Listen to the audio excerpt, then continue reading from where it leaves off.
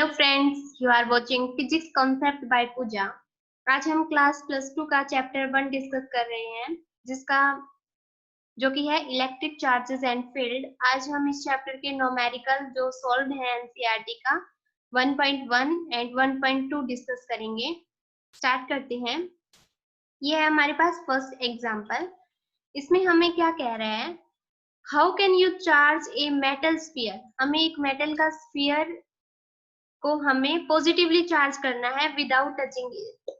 किस तरह से करेंगे, तो हमें यहाँ से पता चल रहा है विदाउट टचिंग इट। इससे पहले वाली वीडियो में हमने अनचार्ज बॉडी को चार्ज करने के 3 मेथड्स डिस्कस किए थे, कंडक्शन, इंडक्शन एंड फ्रिक्शन। तो विदाउट टचिंग वाला मेथड कौन सा था हमारा, वो था इंडक्शन। तो इंडक्शन की हेल्प से हम एक स्फीयर को पॉजिटिवली चार्ज करेंगे। तो मान लेते हैं हमारे पास ये स्फीयर है, इसको हम इंसुलेटिंग स्टैंड के ऊपर रख देते हैं, ठीक है। और इसको कैसा करना है, हमें पॉजिटिवली चार्ज करना है।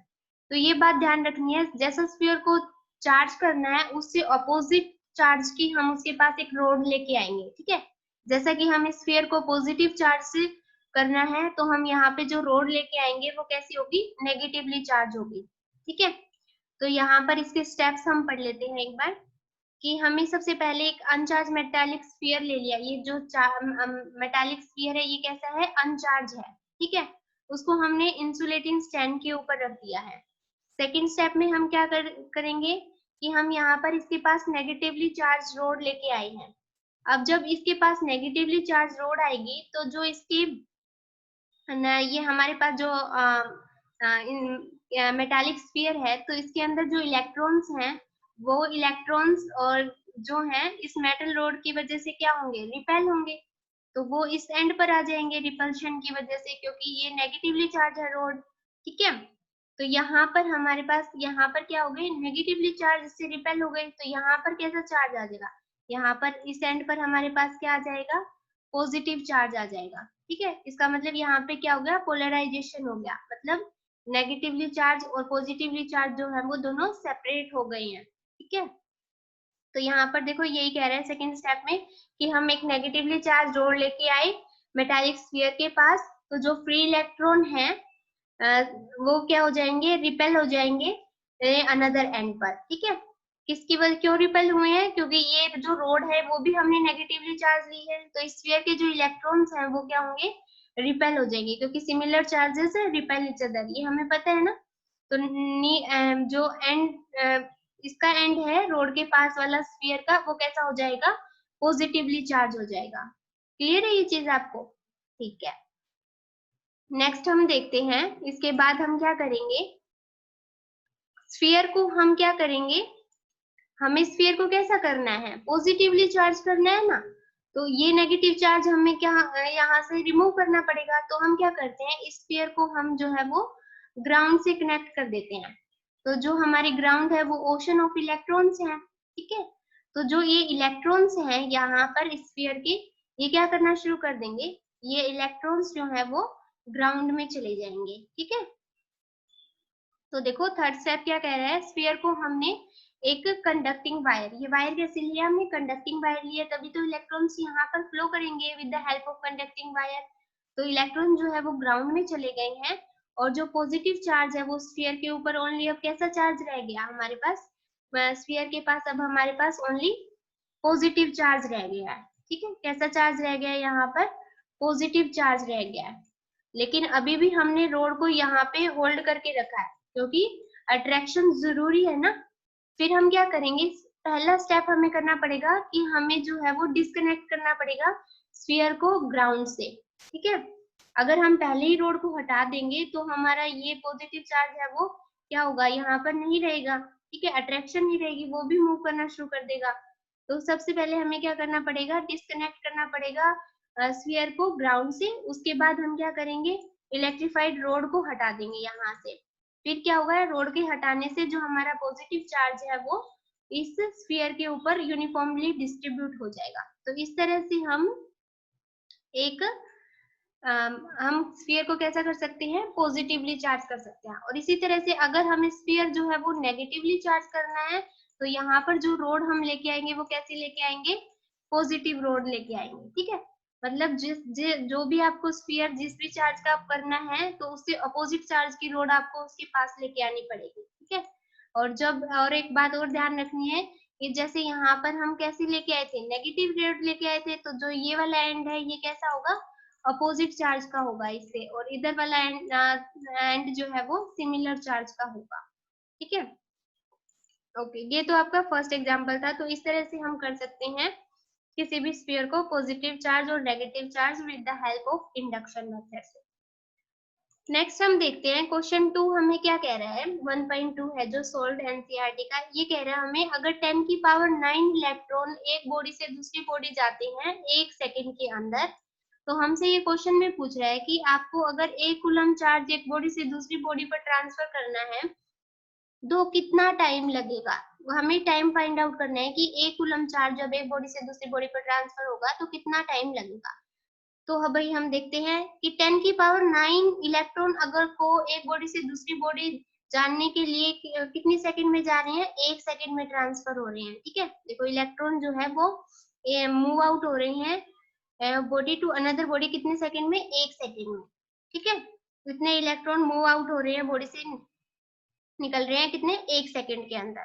तो अगर हम, ये तो इलेक्ट्रॉन की बात है, अगर हम चार्ज की बात करें तो हमें पता है कि एक इलेक्ट्रॉन पर चार्ज कितना होता है, ये होता है 1.6 इंटू 10 की पावर माइनस 19 कूलम चार्ज। और इतने इलेक्ट्रॉन निकल रहे हैं तो 10 की पावर 9 इंटू को अगर उससे मल्टीप्लाई कर देंगे चार्ज ऑफ इलेक्ट्रॉन से, तो इतना चार्ज निकल रहा है 1 सेकंड में। 10 की पावर 9 इलेक्ट्रॉन निकल रहे हैं 1 सेकंड में, ये तो इलेक्ट्रॉन की बात है।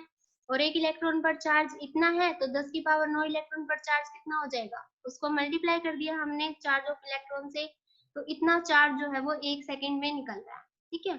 अब हमें तो कितना बताना है, हमें तो 1 कूलम चार्ज बताना है कि कितना टाइम लेगा।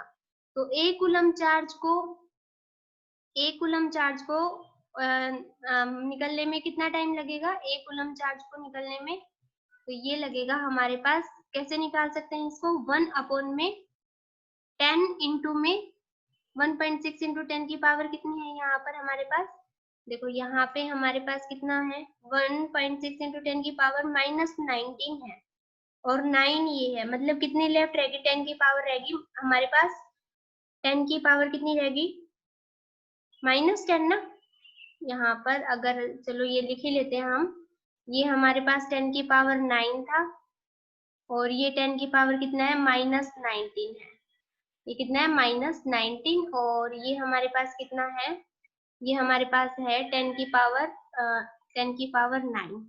तो यहाँ पर हम लिखते हैं इसको 10 की पावर 9, तो हमारे पास रह जाएगा ये 10 की, ये रह जाएगा हमारे पास 1.6 इंटू में 10 की पावर -10, ये इतना रह जाएगा ना, 1.6 इंटू 10 की पावर -10। और इस तरह से जब हम ऊपर लेके आएंगे तो ये हमारे पास 0.625 रहेगा, 10 की पावर जो है वो ऊपर जाएगा तो -10 हो जाएगा, लेकिन फिर हम इसको 6.25 लिखेंगे और 10 की पावर जो है वो 9 रिमेनिंग रह जाएगा। जब आप इसको डिवाइड करोगे ना तो आपके पास ये रह जाएगा 0.625 इंटू में 10 की पावर जो है वो कितना हो जाएगा, 10। लेकिन हम इसको कैसे लिखे, हम एक पॉइंट इधर कर देते हैं, 6.25 इंटू में 10 की पावर 9, ठीक है। ये कितना आया है, सेकंड्स के अंदर आया है। अगर हमें कन्वर्ट कर रहे हैं जैसे कि बुक में दिया हुआ है हमें ईयर्स में, तो इन सेकंड्स को जब हम ईयर्स में कन्वर्ट करेंगे, ये हमारे पास सेकंड कितनी आई है, ये आई है हमारे पास 6.25 इंटू में 10 की पावर 9 सेकंड आया है। हमें कन्वर्ट करना है अब ईयर में, तो सेकंड्स को ईयर में कन्वर्ट करना इजी है। चलो मैं करके ये दिखा देती हूँ आपको। तो ये आपके पास कितना आ जाएगा, यहाँ पर देखो हम यहाँ पर थोड़ी सी स्पेस बना लेते हैं। ये हमारे पास सेकंड है और इसको हमें इन ईयर में कन्वर्ट करना है, तो कैसे करेंगे, यहाँ पर सेकंड है, देखो 1 मिनट में कितने सेकंड होते हैं, 1 मिनट में हमारे पास हो जाएंगे 60 सेकंड, ठीक है। कितना हो गया, 60 सेकंड। अब हमारे पास 1 आवर में सेकंड से सेकंड कैंसिल हो जाएगा, 1 आवर में हमारे पास कितने मिनट होते हैं, 60 मिनट होते हैं, कितने होते हैं, 60 मिनट। तो फिर अब मिनट से मिनट कैंसिल हो गया, फिर हमारे पास नेक्स्ट हमें आवर के बाद डे पे चलते हैं, तो 1 डे में कितने आवर होते हैं? 1 डे में हमारे पास, यहाँ पर ये क्या है, डे। 1 डे में हमारे पास होते हैं 24 आवर। अब यहाँ पर हमारे पास आवर से आवर कैंसिल हो गया। फिर हमारे पास 1 ईयर में, 1 ईयर में कितने होते हैं हमारे पास? 1 ईयर में हमारे पास कितने डेज होते हैं? 365। 365 जो है वो डेज होते हैं, तो डेज से डेज कैंसिल हो जाएगा। तो इस तरह से हमारे पास ये ईयर में आ जाएगा। जब आप 6.25 इंटू 10⁹ को डिवाइड करोगे 60 इंटू 60, ये कितना हो जाएगा? 3600। इसको डिवाइड करोगे फिर 24 और 365 डेज से, तो आपके पास आंसर आता है नियरली कितना, ये आता है आपके पास 198 ईयर्स।